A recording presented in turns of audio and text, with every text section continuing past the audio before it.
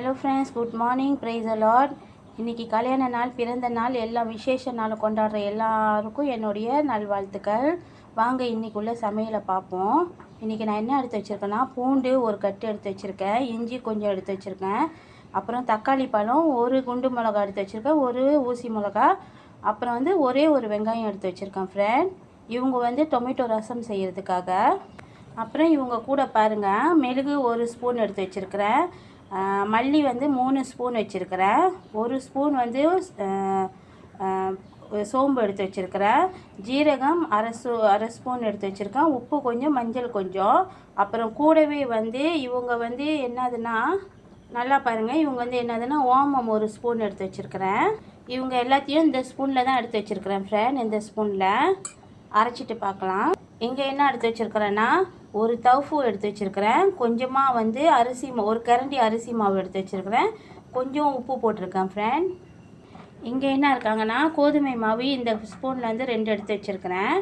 இவங்க ஒரு வெங்காயம், ஒரு பச்சை மிளகாய், ஒரு ஊசி மிளகாய் இவங்க எடுத்து வச்சுருக்கிறேன். இப்போ வாங்க எப்படி சமைக்கிறேன்னு பார்க்கலாம். இங்கே பாருங்கள், சாதம் வெந்துக்கிட்டு இருக்காங்க, இவங்க வெந்து வரட்டும். பாருங்கள், இந்த தவுஃபு எல்லாத்தையும் போட்டு நான் ஒன்றா அரைச்சிட்டு இப்படி கிளறி வச்சுருக்கிறேன். இவங்க சைவ முட்டிக்குங்க. அடுத்தது போகலாங்க. பாருங்கங்க, நம்ம இன்றைக்கி தக்காளி ரசம் செய்ய போகிறோம்ல, அப்போ அவங்களுக்கு வேண்டிய ஜாமான் எல்லாத்தையும் நான் அரைச்சிட்டேங்க.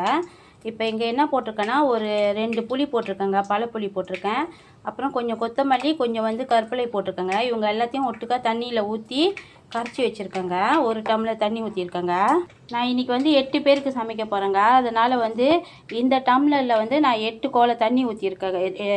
இந்த கோழியில் நம்ம 3 கோலை தண்ணி ஊற்ற போகிறேங்க. ஏன்னா 8 பேருக்கு சமைக்கணும், அதனால் இதில் நான் 3 கோலை தண்ணி ஊற்றுறேங்க.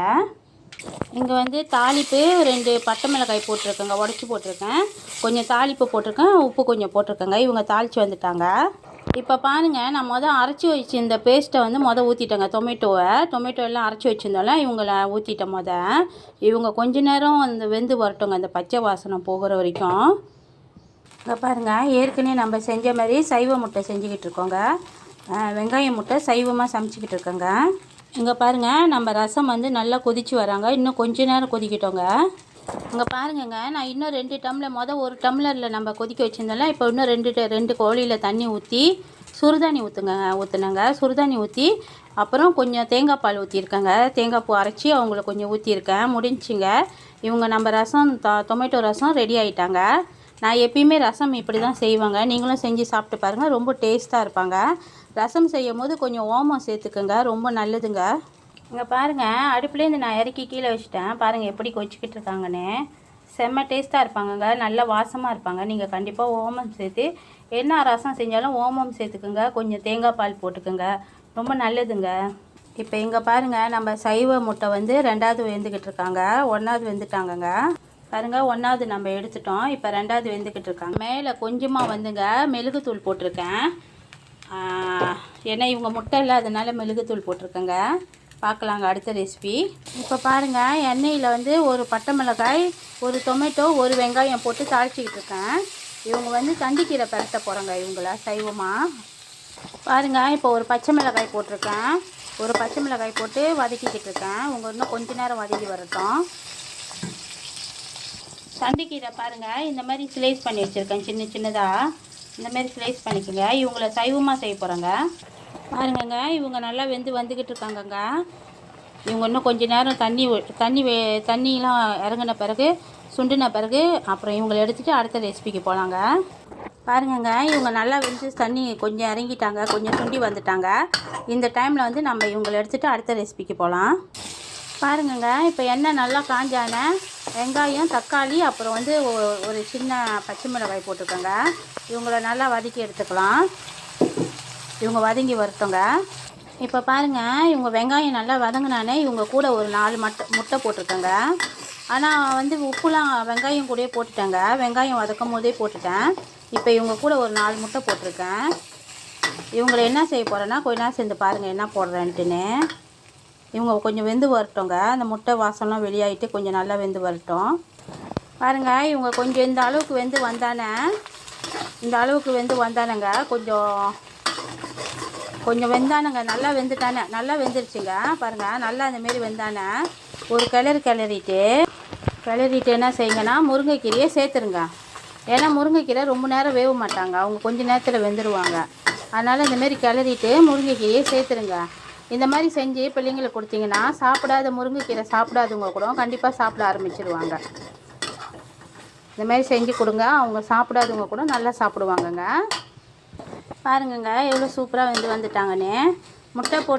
முட்டை வேகிற நேரத்தில் கொஞ்சம் நேரத்தில் நீங்கள் என்ன செய்யுங்க, முருங்கைக்கீரையை போட்டுருங்க. முருங்கைக்கீரையை போட்டானே ஒரு 5 செகண்ட் வேக வச்சுட்டு எடுத்துருங்கங்க. ரொம்ப டேஸ்ட்டாக இருப்பாங்க. வாங்க அடுத்தது போகலாம். எண்ணெய் நல்லா காஞ்சிட்டானே நான் என்ன செய்கிறேன்னா, இப்போ மோர் மிளகா இருக்காங்களா அவங்கள வதக்கிக்கிட்டு இருக்கேங்க. இவங்க பொரிஞ்சு வந்தானே நம்ம மீன் பொரிச்சுக்கலாம்.